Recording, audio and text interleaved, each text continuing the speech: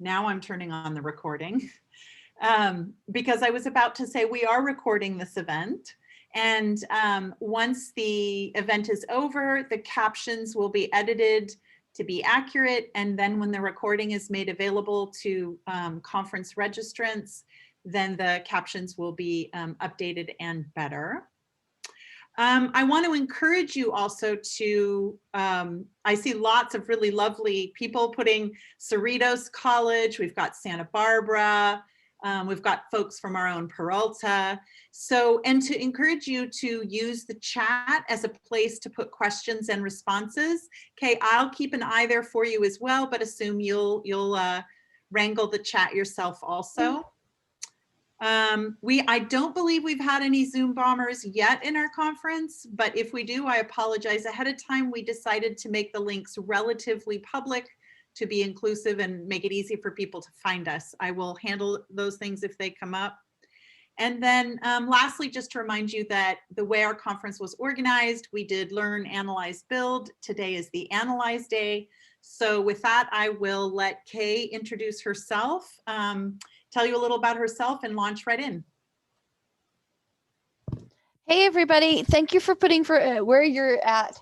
I'll tell you a little bit about myself. I'm North Metro Denver. That's where I'm geographically located. I am an instructional designer and a PhD student. I'm an instructional designer in the community college system here in Colorado, and I'm a PhD student at the University of Colorado, Denver. And this actually came out of some of the research that I'm doing for my doctorate work. So I see we have instructional designers. I see we have faculty from a lot of different places. A shout out to the ECE people, because as an instructional designer, I work a lot with the ECE people. And also I saw some nursing people. I've been doing a lot of work recently with the nursing also. But what I'm going to show you, and we'll have a discussion here, but I'll go over a couple things first. What we're going to really talk about is microaggressions in online discussions. And I will tell you that until you've seen one in your class, you might not believe they actually happen. And I found that a lot, especially with my university professors who went, oh, no, everything is wonderful in discussions. They all get along until it happens one time. And that one time is normally enough of a kind of shock that they go, okay, this is something I now need to think about. So I'm just gonna say a little scenario here, and you can just type into chat. You can answer it with a Y or an N, whether this has ever happened to you, yes or no, Y or N. And the reason I'm having you do that is because I'm a gamer and we don't spend a lot of time typing off through sentences. We just put, if somebody asks you a question, we put Y or N to get the answer really quickly. So have you ever read an assignment or possibly gotten an email and you're sitting at home, especially now, and you read it and it just makes you stop, and then you stand up and you walk your kitchen floor for like about 2 minutes before you can respond to it? Has that ever happened to anybody? Okay. I'm seeing a lot of Y's. So even though it's email, even though it's text, even though it's not synchronous, it still impacts us. And so that's really what I'm going to be covering, and hopefully getting you to discuss some things with me too. So, like I said, this came out of a project. Quite honestly, in the literature, it's called Online Incivility. And in the discussion forums, what can happen? Now, some of our discussions can be beautiful and wonderful, and our students can have these really relevant discussions, but this can also happen in discussion forums. Microaggression, online disinhibition, implicit bias, and chilly climate. And some of these I will cover more than others. Okay, now go ahead and type Y and N. And I know this is a funny question. Who's currently teaching online now?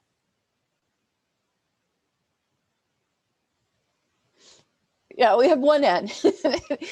My friend who teaches microbiology, she's still going into the labs. She's still going into the labs. Yep. I live really close to the college. She's still going into the microbiology labs because it's not, they really have to learn how to use the microscopes to whatever you do with petri dishes. And yeah, I don't know. So she's still going in, but I'm seeing most people are. Okay, so I'm gonna go. Yeah, she's going in. It's limited. She's a microbiologist, so her classes aren't huge to begin with, and they are following like some very strict protocols. Oh yeah, I'm seeing here that people are going back into the physical classroom. I can tell you, I cannot wait. I cannot wait to be able to do that myself. Now, the biggest thing when it comes to the research, and I should tell you, my first job at a community college was back in 2006, and I got hired to be an online student success coordinator. When no one knew what an online student success coordinator was at that point in time, including myself. So I took the position because it seemed good. I had just moved to Denver. I had been, and I know this sounds funny, an agribusiness MBA coordinator prior to that. Okay, so very, very different. I got the job, and then I started to figure it out. And this was one of the big things that hit me.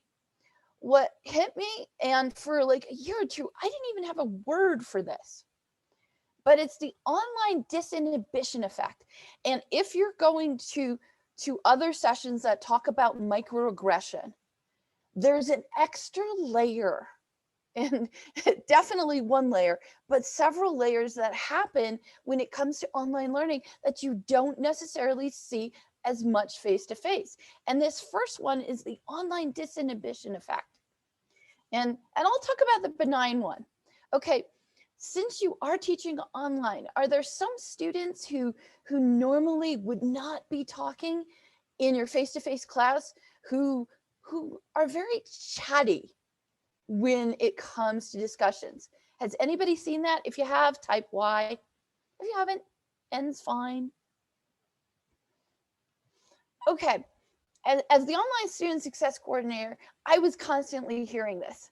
Okay, that there's some students that aren't, that didn't seem to really react in the face-to-face class, but when they came to the online class, they typed up a storm in discussions, even though they weren't chatty face-to-face. Well, that's the benign part of the online disinhibition effect. It's that students have that extra time to think about things, and maybe will research things, or that they're a bit shy, or it might be about the language. Sometimes the online disinhibition effect is fantastic. And have any of you ever had students before, and I will type this word in.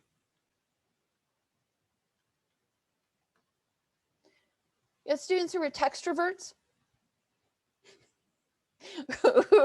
If they got online, they were sharing everything. They were linking things, and they're putting pictures in there, and they were just wonderful.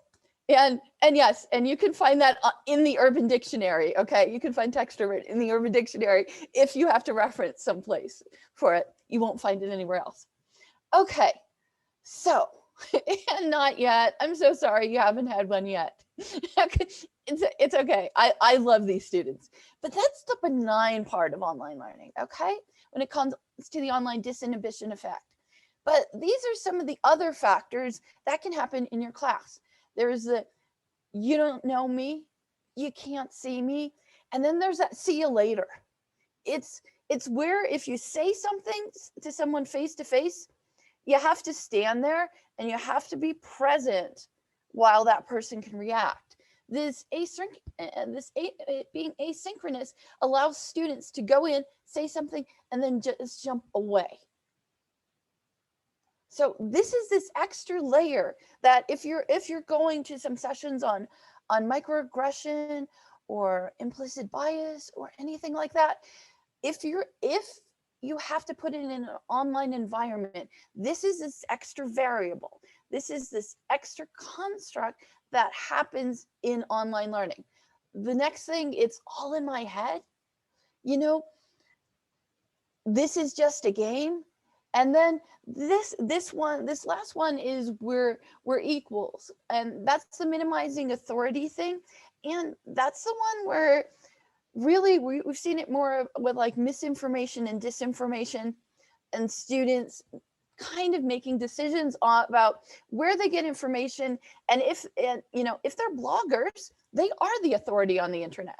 You might only have 30 people in your class, they might have a following of 1,000. So there might be an idea of authority there. Now, another term real quick, online incivility, mild but common form of mistreatment involving rude and discourteous behaviors that violates the norms of respect. Now, the research that's been done here is that it can be a microstressor, and that it can sap the emotional and cognitive resources of our students. Now, the funny thing about this, the research has not been done in the classroom setting, but it's been done by psychology professors who use undergraduates to do the research on. So even though their audience was meant to generalize to the larger population, they're totally doing the research on the students that are likely to be. Yes.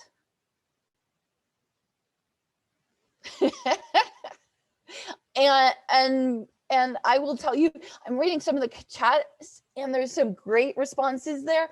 I will tell you with my colleagues, when we've done these kind of workshops that we know ahead of time, I tell them to bring the worst email they've ever gotten from a student. And most of them have saved it somewhere. They have taken a screenshot or they put it somewhere in the save box, and there have just been some fantastic ones. And we're getting good questions. Do you think there's a relationship between formality and civility? And I'm thinking that there can be. So I'll go to just some of the next terms. The thing of it is, it does sap your energy. If you get an email from a colleague that you read it and it just doesn't hit you the right way, like something's wrong, you still get that little bit of energy lowing, that little bit of sap. Okay, our students are experiencing it, and I will tell you that in my session here, we are looking at how you as the faculty member, how you as the person who are working with students are dealing with something like this, because this is something that you should talk to someone about, that you shouldn't necessarily just keep it in, that you should get someone else who can look and think objectively about this. And then there's straight out trolling. Now, I mean, you don't have to go into the story, but you can go ahead and type in like Y or N, just to let us know. Have you ever dealt with a troll online?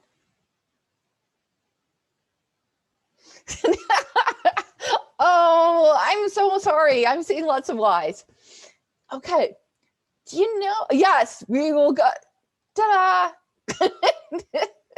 We will define trolling.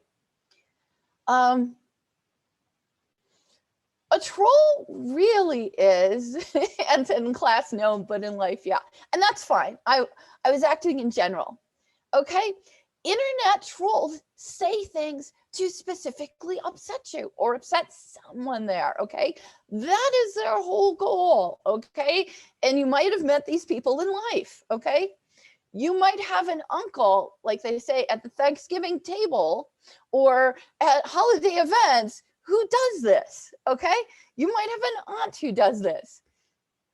You might have a sister-in-law who does it. I'm not saying it's me, but it just might, okay?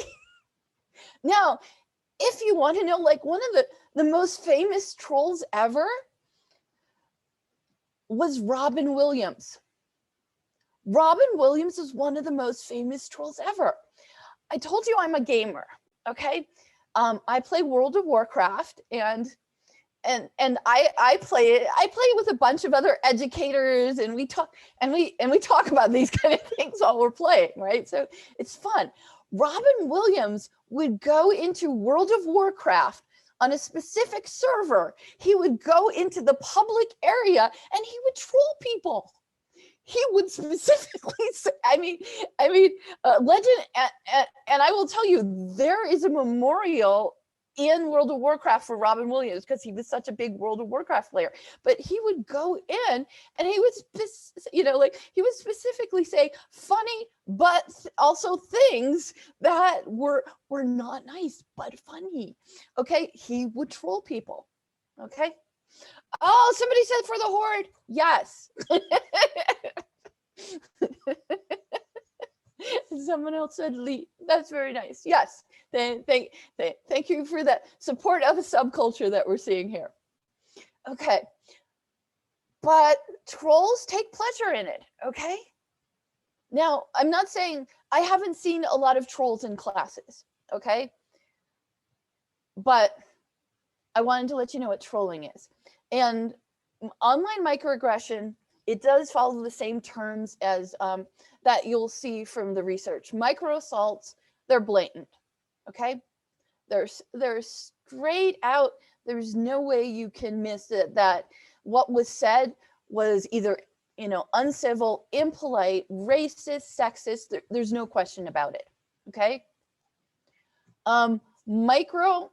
Micro insults can be rudeness, insensitivity, or demean a person's racial heritage, gender identity, religion, ability, or sexual orientation. And micro insults can be unintentional. Other type, micro invalidations. Straight out. I don't get I didn't know women were so good in math. I get I didn't know women were good with technology, or I didn't know women game, kind of stuff. Okay, now chilly climate. And the reason I'm putting this in here is because out of all of the things, this is what I've seen more show up in courses. It's a chilly climate. And now, while the research that I have here it says women, you can extend this. You can extend this to any of a person's identity. A chilly climate can be easily established for that. And when it comes to women, I found out that after like 2016, 2017, people don't even put the citations in when it comes to a chilly climate for women in science and engineering anymore. It is just assumed. It's considered a known fact that you no longer have to put the citations in there. Okay, now chilly climates for anyone can really, there's something called in the research called the Poison Chalice. Okay, the Poison Chalice is when people try to overcompensate for chilly climates. When people try to overcompensate, and the way that usually happens is executive help.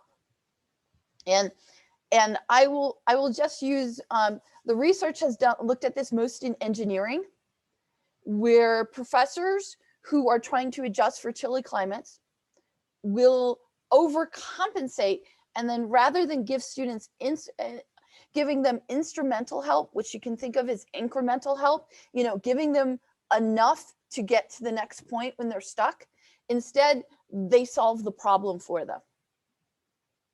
And that this is an overcompensation that we see. Okay, so I got all the terms down. Yes, the professors are poisoning the chalice, and allow me to use my use my gamer background for that. When I play World of Warcraft or any other game, I like to figure things out. Okay, now if my group that I run with knows, Kay likes to figure that out, and you know, don't tell her how to do it. She'll figure out how to do it. My group knows that. Otherwise, you're just straight up, you're stealing my Fiero. Okay, you're stealing my feeling of accomplishment if you figure the game out for me. Okay, but I sometimes have colleagues who make a decision, and sometimes if we bring other gamers in, they make a decision that since they know the solution to it, they're going to tell the solution to everyone, or tell people how to do it rather than letting people figure it out. So that's how the professors are poisoning the chalice. What they're looking for is they're overcompensating, and because of that, they're giving that executive help that tells them exactly what the answer is, rather than giving them a hint, rather than giving them that scaffolding that'll get the students to the next level of learning. So that's how it's happening. Okay, here is our first activity. So everybody can participate, and we'll do this kind of fast.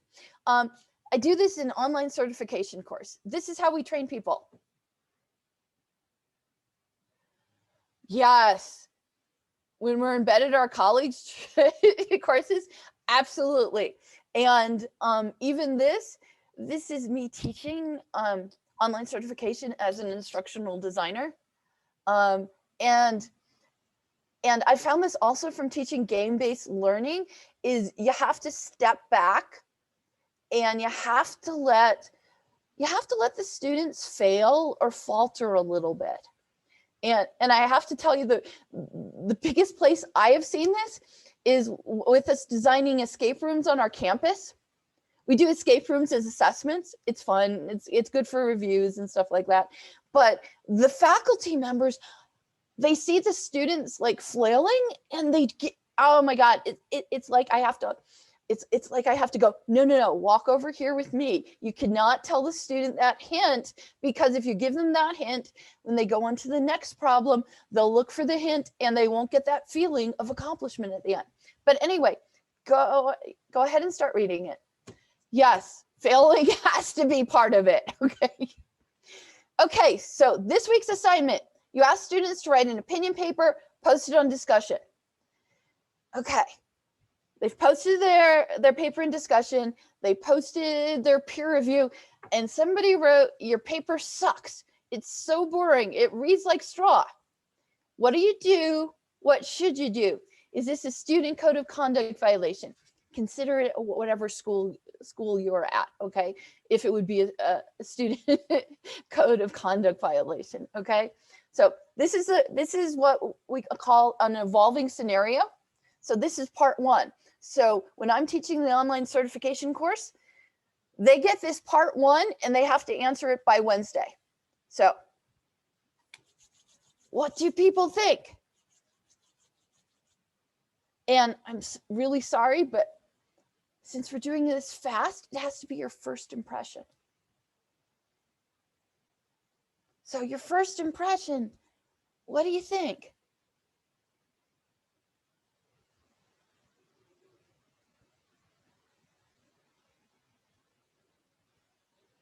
Okay, we've gotten two responses. Oh, somebody's saying code of conduct is a bit carceral. Yes, we will discuss that.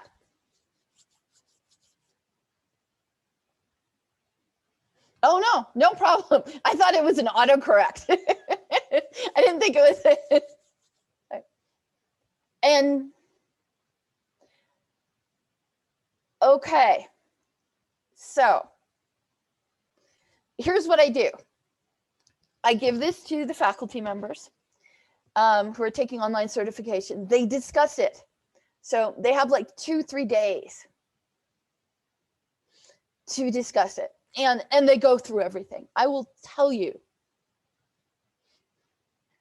And oh yeah, and from what I'm seeing now, tell the student as the essay that I'll communicate with the commenter about it. Yes. So I have people discuss this online, and they're going back and forth while they're doing online certification. And so then So that's what my faculty got on Monday, and they have to write that by Wednesday. On Wednesday, they get part 2. So this is an evolving scenario in the discussion. So it's not you have an online discussion, make sure you respond to one time. No, there's 3 points during the week that they have to respond to. So it's been 3 days since the initial "your paper sucks." Okay, we use D2L. So consider we your LMS. You receive an email from John Smith, the student who receives the paper. Okay, you're looking in D2L. It's through your LMS. So it's whatever kind of email your LMS uses. And it states, "I'm John Smith's mother. He's a high school junior, and this is his first exposure.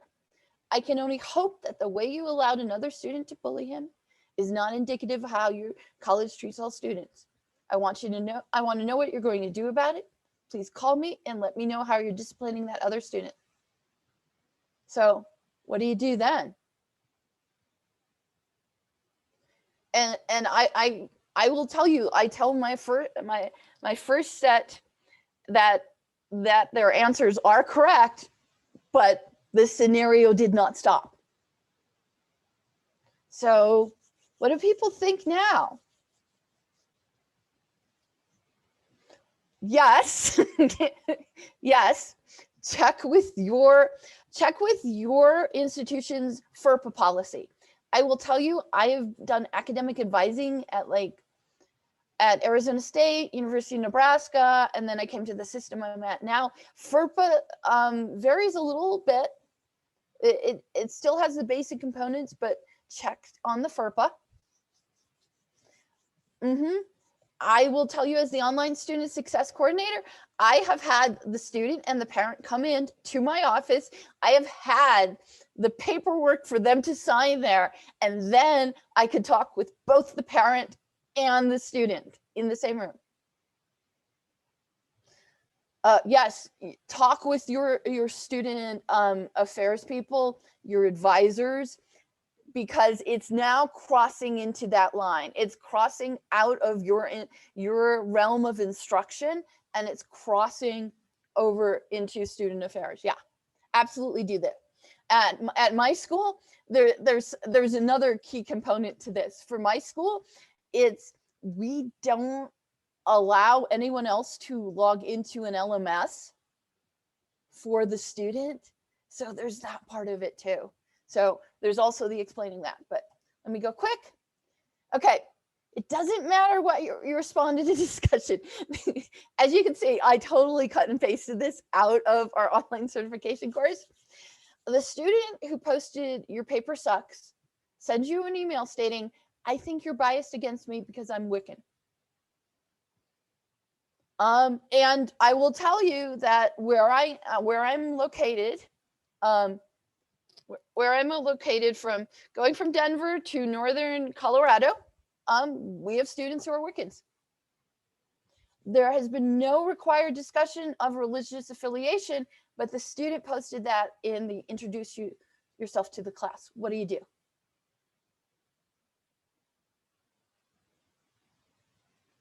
Yes.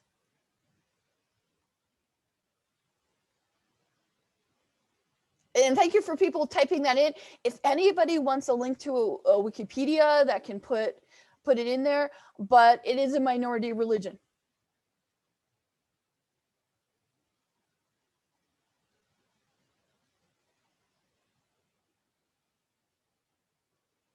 And this is also an example of an evolving scenario. So we also tell our faculty that, hey, do you have some leak in your online course that this kind of an escalation problem would work? So for the instructional designers here, we are trying to hit everything when we teach them. Yes, it's a Wikipedia. Yes. Okay. And these are the kind of answers that people state. Okay, now here's what I'm going to tell you real quickly before we go on to the next thing, is that this did happen. It's just I combined two. I combined two incidents. The "your paper sucks" happened The parent happened, and then there was another one where a student received a less than favorable grade and then did this. Okay, so this was a combination. Mutual respect policies. I've seen some discussions about netiquette. I've seen some discussions about mutual respect policies. I think they're a great way to start, but I've seen courses that have great netiquettes in them. Thoughtful ones that people have worked on for like a half a year with a group of faculty. These things still happen. As far as the student code of conduct, we had someone say that it was a bit carceral. I will tell you, this scenario, when I'm teaching it, I don't have people go, point back to the student code of conduct is the first thing. I have them reach out to talk to the student. And I will tell you, 6 years as an online student success coordinator, where every single student that we had at our college was put in an online student union. There were inappropriate things that were posted. There were silly things, there were stupid things posted. Pictures, even the image of the student, posting something that was inappropriate. I didn't, go, hey, this is against the student code of conduct. I would find the student's phone number and I would call them. And, some of them I had to call a couple times. And I will tell you that other than one case, that worked.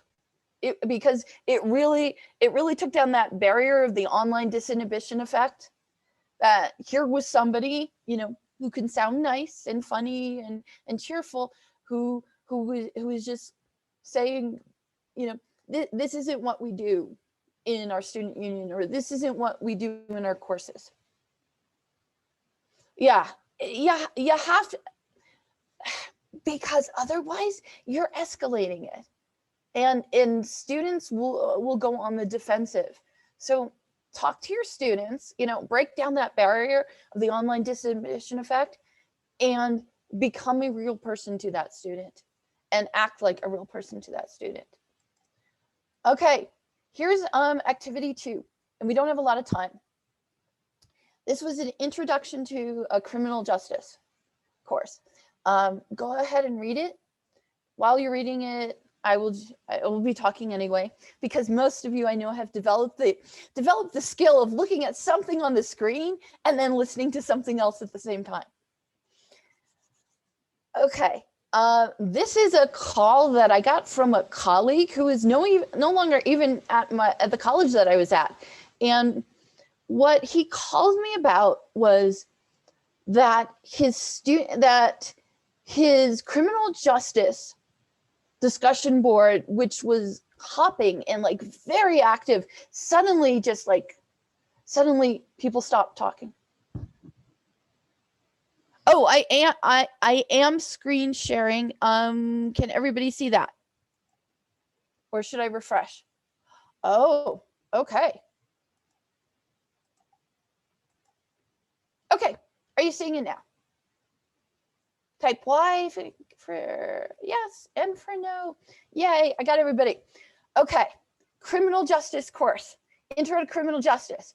And the discussion board just froze up. No one was talking at all.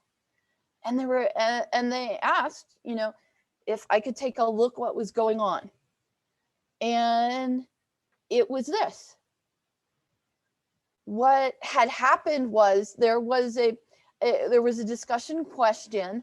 The person who answered it was female only based on name, no other indication, just by name. And they had taken what would be a very strong law enforcement viewpoint of answering a question. And they could have just been doing it to, they could have just been doing it just because they thought that's what their professor wanted to, hear. Well, they got this as a response. not from the professor, but from another student. The other student identified as male, and this was the student response to this. This one thing chilled the whole discussion for weeks in this class.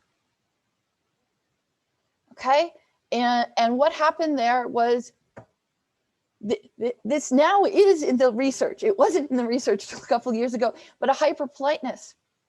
When something like this happens, the student who is directed towards, or the group of students it's directed towards, can go hyperpolite. They can shut down and just no longer engage. And this can happen a lot. You only have a couple minutes left. This is in an education course, and this is an education course that uses a worksheet that is called Who Are You Culturally? And our ECE courses also use this worksheet. I was involved with a group that developed it for culturally responsive teaching for education and ECE courses. So we thought it was important for people to know who they are before we got into discussions of more on culturally responsive pedagogy. So this was a response. Again, I got up another call, and the faculty member is, how do I answer this? How do I answer this in an online course?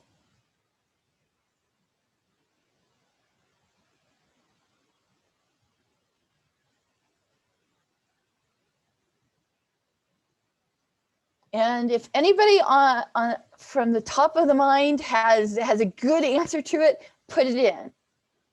If you don't, it's okay. Because this is not an easy one. Yes, I'm seeing I need more information to empathize. Yes, it's reach out time. And the instructor did reach out personally to and I should tell you that this is a course that people who are already educators who were taking.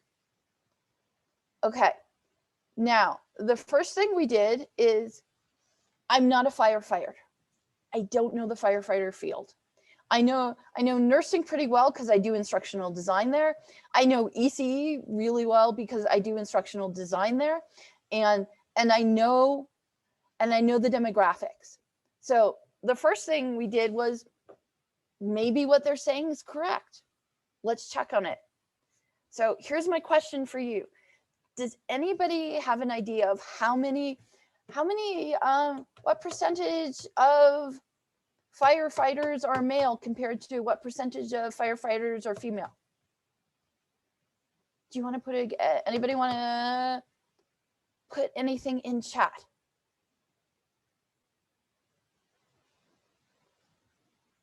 We're getting some pretty good numbers. Yeah, I made the assumption that that at least for the US, it would be something like police forces or the military.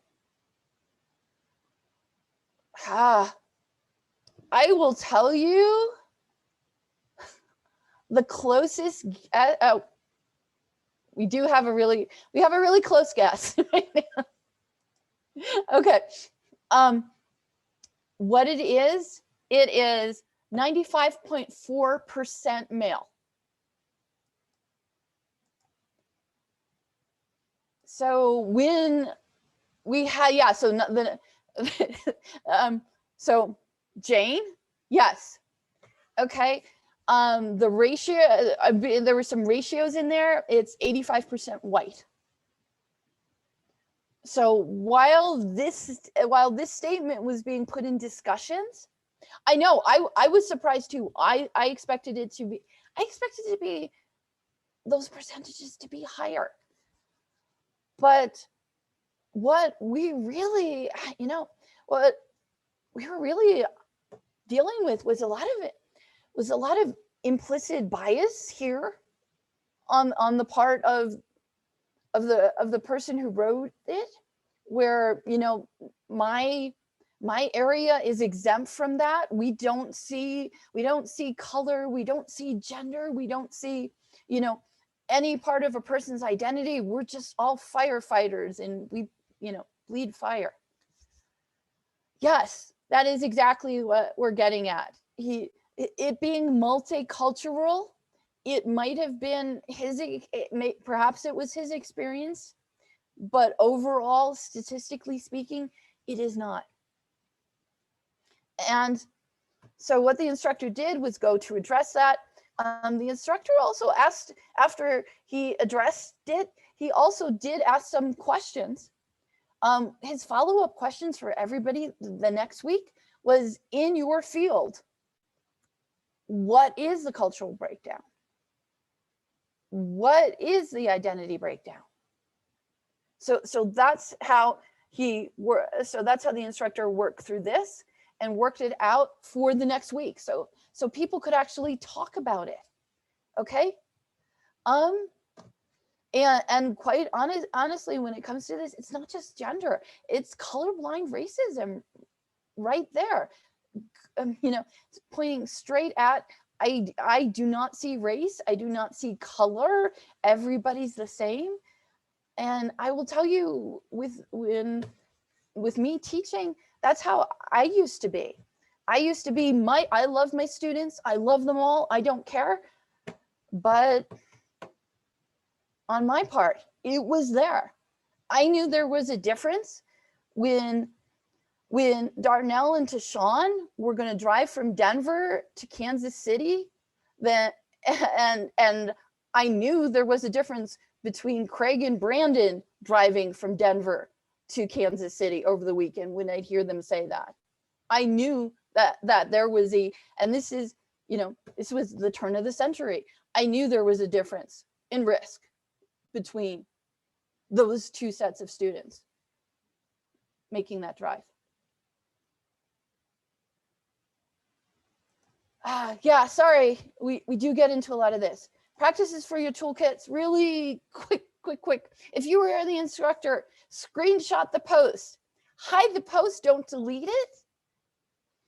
You might need it for reference at some point in time. And I don't mean in a carceral, like, let's get that student way. It's, you can learn from this and your student can learn from it, so keep it. Talk to someone about it. When it happens, you feel it, okay? You need to talk to someone, a friend, a colleague. If you can talk to your supervisor about it, great, okay? Make a phone call, make a Zoom call. Student 2, who is it directed to, don't ignore that student. Reach out to that student, talk to that student, see how they feel. Okay, and I'm going quick here. If you are an administrator or a trainer or an instructional designer who helps instructors, okay, people have to have, and I have a hand raised.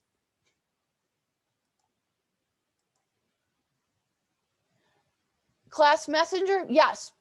Whatever mode of communication works for you, do that. Okay, if you are that supervisor, administrator, or that friend of the person who this happens to, there's going to be emotionality, okay? Also consider some training activities. Can you have training activities so that people, it's not going to be an exact one fits all, you know, but to get people thinking about this. Assign a designated person who instructors can talk to about this. I don't care. It's your online student success coordinator, or maybe it's a senior faculty member, or maybe it's not a senior faculty member. Maybe it's a junior faculty member who's on the internet all the time and can discuss this. And exercise, and last thing is exercise change management, okay? So that your leads and your department chairs know how to support the faculty who this happens with, okay? Because if you support them, they will support the students. Oh, change management is a neoliberal buzzword. And what change management means is we're going to do things differently, and we're going to have lots of meetings to figure out how to do things differently. And then we're going to write up some emails, and then we're going to have some more meetings about it, and we're going to change things. That's what change management. Okay, that's Kay's version of change management. Okay, it's more serious than that, but that's what change management is in a nutshell. Okay, some other great research out there: racial and gender bias, some great research in 124 MOOCs. Instructors 94% more likely to respond to discussion forum that look like it was posted by a white male than any other race gender combination. 2018, out of Stanford, doing all the Stanford MOOCs. And for you, read all you can about intersectionality and how social categorizations such as race, class, gender create overlapping and interdependent systems of discrimination and disadvantage. So students' multiple social identities will not necessarily show up online, but they're still there.